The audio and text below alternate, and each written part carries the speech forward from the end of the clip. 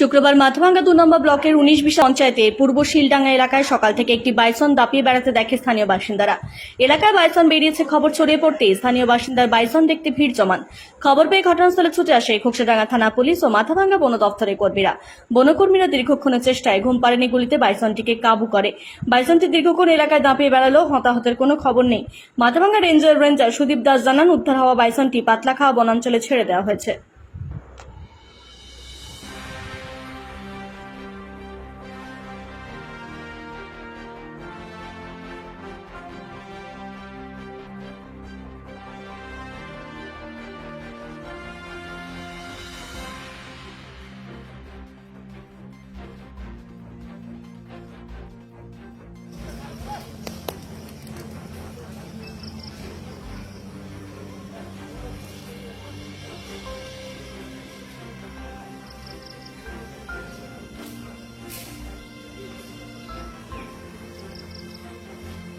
বাইসনটা প্রথম দেখা গেছে পূর্ব শিলডাঙ্গা ভোগমারা মোড়ের কাছাকাছি।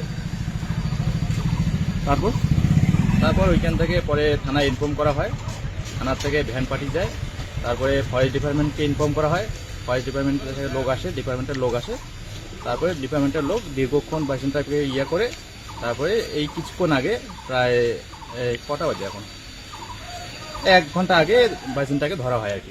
বাইসনের কেউ আহত হয়েছে কি বা কিছু ক্ষয়ক্ষতি? না, এরকম কোনো কিছু হয়নি, কারো কোনো ক্ষয়ক্ষতি হয়নি।